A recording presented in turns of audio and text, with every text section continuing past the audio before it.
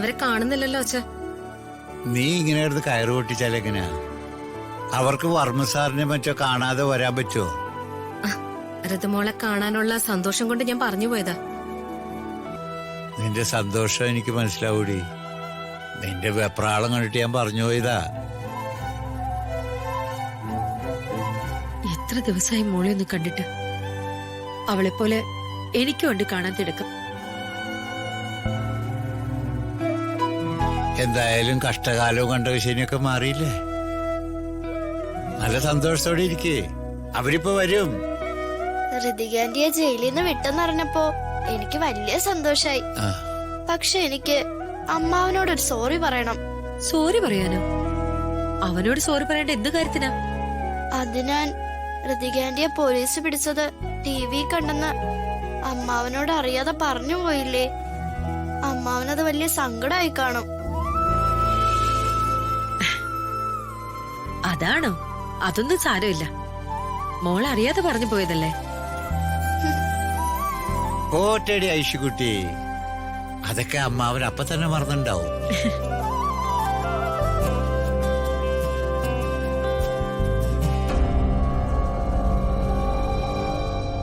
നിനക്കെന്ത് പറ്റിയിടാ?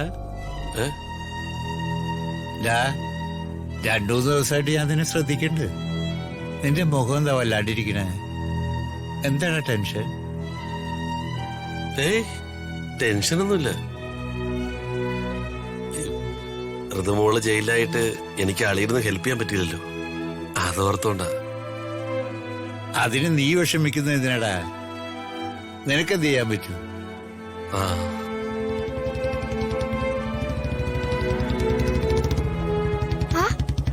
അമ്മാനെ ഋതികാന്റി വന്നു.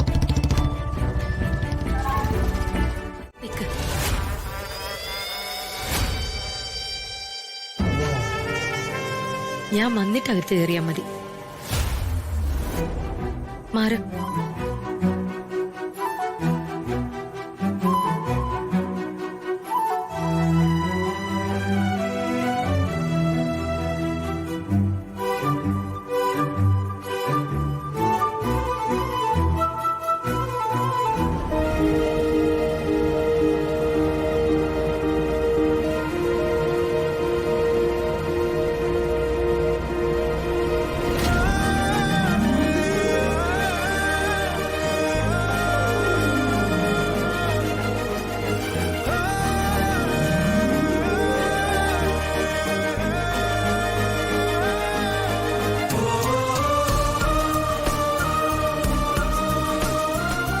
ആളുകളുടെ കണ്ണേറാ, അത് മാറണം.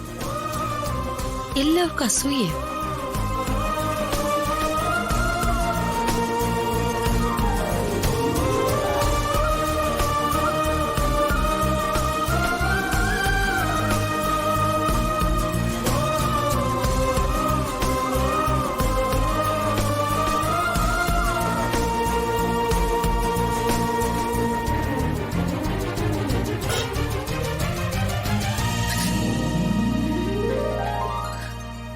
ഈ പ്രായത്തില് എന്റെ മോൾ എന്തെല്ലാം അനുഭവിച്ചു.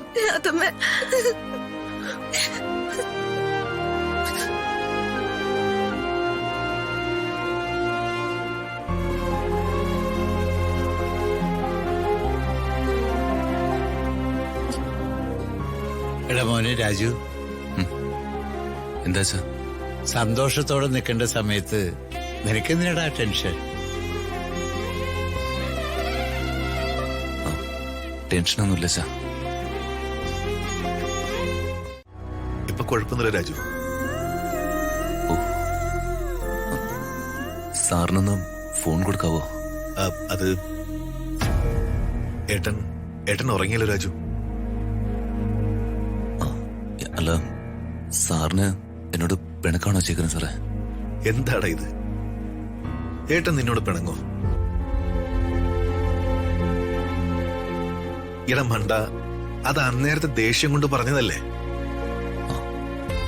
എന്നാലും ഒരെന്നാലും ഇല്ല. നീ അതൊക്കെ മനസ്സിലങ്ങ് വിട്ടുകള. കുറച്ചു ദിവസത്തെ ഉറക്കം കുടിശ്ശികയല്ലേ, കിടന്ന് സമാധാനമായിട്ട് ഉറങ്ങാൻ നോക്ക്. Good night sir. Okay. Good night.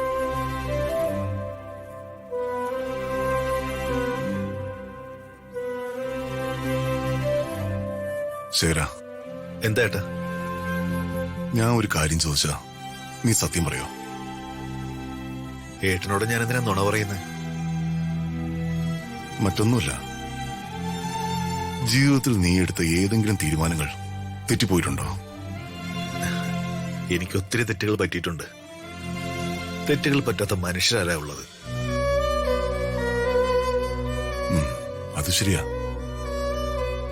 പക്ഷേ നിനക്ക് പറ്റിയ തെറ്റുകൾ നീ പിന്നീട് തിരുത്തിയിട്ടുണ്ടോ? തീർച്ചയായും ആത്മപരിശോധന നടത്തി സ്വന്തം കോടതിയിൽ സ്വയം വിചാരണ ചെയ്ത് ഞാനുണ്ടാക്കിയ ജഡ്ജ്മെന്റിൽ ആ തെറ്റുകളെല്ലാം ഞാൻ തിരുത്തിയിട്ടുണ്ട്. സ്വന്തം തെറ്റുകൾ തിരുത്താൻ ഒരു ഭാഗ്യം വേണോടാ. തെറ്റ് തിരുത്താനുള്ള ഏറ്റവും നല്ല മാർഗം പശ്ചാത്താപം തന്നെയാ ഏട്ടാ. ഏട്ടൻ കൂടുതലൊന്നും ആലോചിക്കാതെ കിടന്നുറങ്ങാൻ നോക്ക്.